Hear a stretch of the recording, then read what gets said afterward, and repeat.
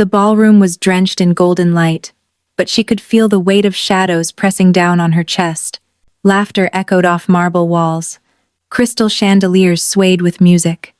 Hundreds of nobles twirled across the floor in gowns that shimmered like starlight. And yet, she couldn't breathe. She kept her head low, her hands trembling as she carried a silver tray through the crowd. She had one job. Stay invisible. Don't speak. Don't look up. And above all, don't let anyone touch you. But fate had other plans. The Alpha King crossed her path without warning. His presence was magnetic, terrifying, impossible to ignore. His hand reached out not to harm her, but to steady the tray she nearly dropped. And in that single moment, everything shattered. His fingertips grazed her wrist. Just a brush, barely a second. But it was enough. A burning heat shot through her veins. Her skin began to glow faint at first, then brighter, like moonlight trapped beneath flesh. The illusion she'd worn for years cracked open like fragile glass. The king's eyes locked onto hers. Confusion, shock, recognition. And then, fury. Because the girl standing before him, the trembling servant, the nobody wasn't human at all. She was the one thing he swore to destroy. Let's go back. Before the ballroom. Before the king. Before the night her secret was ripped away in front of the entire court. She was nobody, just another face in the crowd. A servant girl with dull eyes and calloused hands. She lived in the shadows of the human world, careful, quiet, invisible. But that wasn't who she really was. Every morning, she woke before dawn and whispered the same prayer. Don't let them see. Don't let them know. She wrapped herself in heavy cloaks, even in summer. She avoided mirrors. She never bled in public. She never ran too fast, never showed too much strength, never let her emotions rise too high. Because if she did, the magic would slip. She had been taught the rules since childhood. Never shift, never touch iron, never let the moon see your true face. Her guardian had drilled them into her until they became instinct. You are not like them, the old woman had said, her voice sharp as a blade. You are moonborn, and if they find out what you are, they will kill you. So she hid. She survived. She became a ghost in her own skin. But hiding came with a price. Every day, she felt the magic pressing against her ribs, begging to break free. Every full moon, she locked herself away, biting down screams as her body fought the spell that kept her human. She didn't know why she was cursed to live this way. She didn't know where she came from, or why her kind had been hunted to extinction. All she knew was this. She was the last, the only one left. And if anyone discovered the truth, she wouldn't survive the night. But fate has a cruel sense of humor, because the very man who wanted her dead was the one she couldn't escape. The Alpha King. His name was spoken in whispers. Some called him a savior, others called him a tyrant. But everyone agreed on one thing. He was the most powerful werewolf alive. He ruled with an iron fist and a heart carved from stone. His court feared him. His enemies fled at the sound of his name. And his hatred for the Moonborn was legendary, because they had taken everything from him.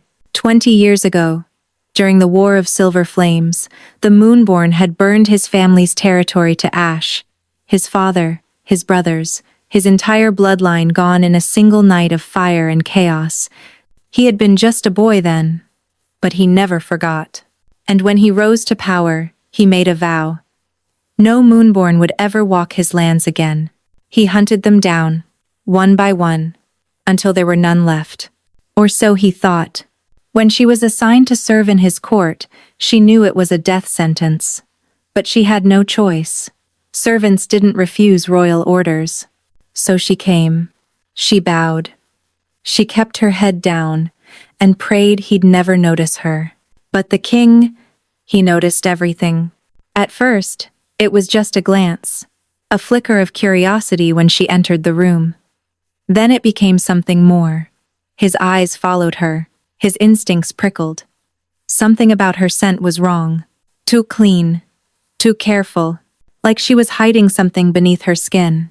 He hated how drawn he was to her. She hated how much she feared him.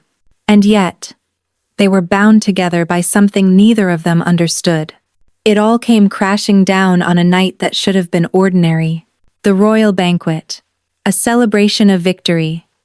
The hall was packed with nobles, their laughter loud and careless. She moved through the crowd like a shadow, refilling goblets, clearing plates, invisible. Until she wasn't. A drunk lord stumbled into her path.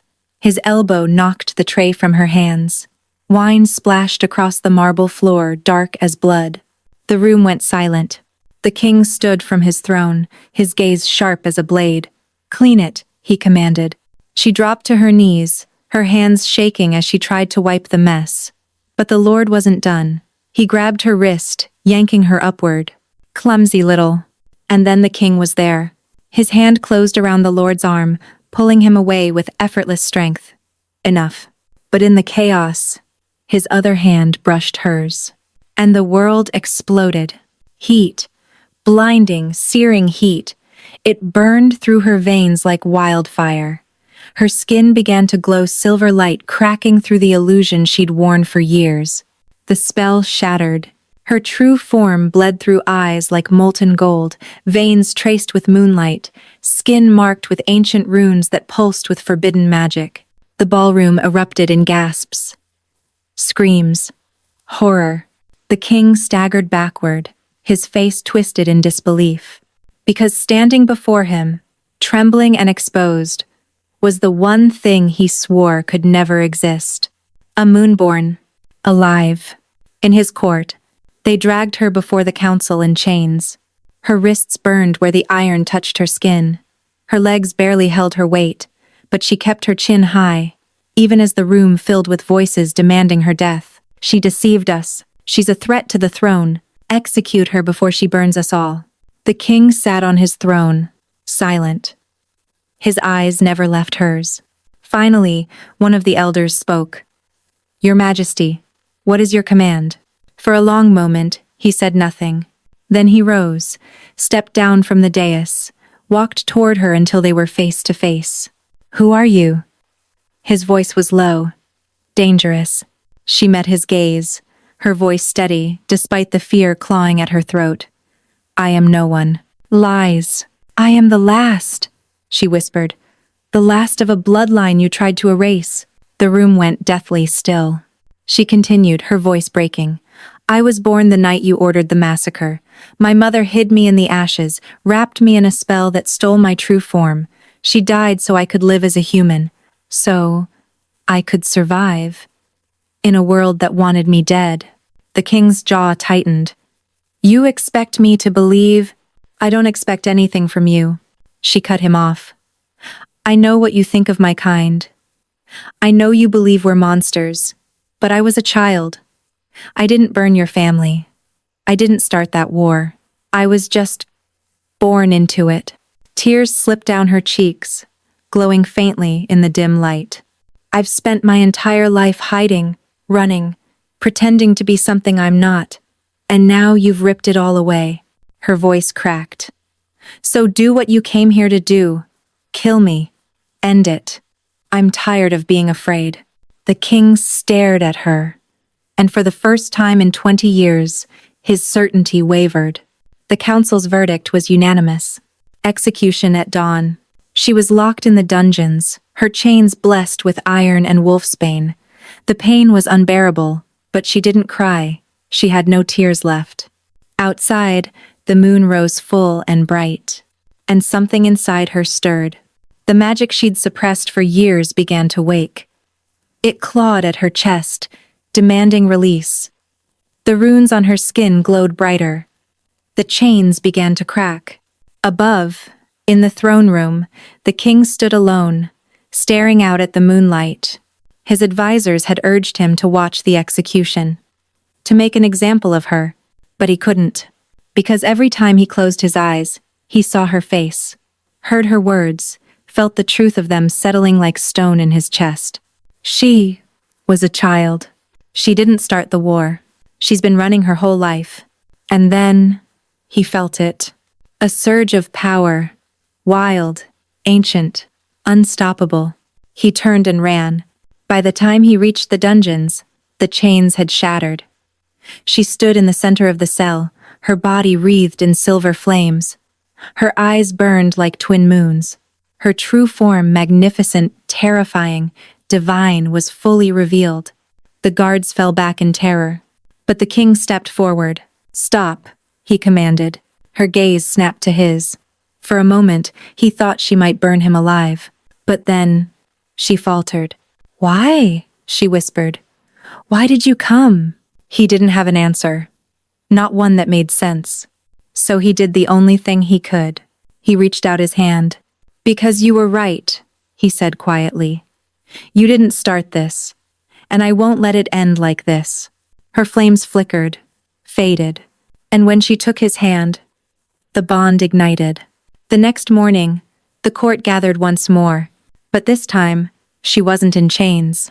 She stood beside the king, her head held high, her true form no longer hidden. The council was silent, stunned.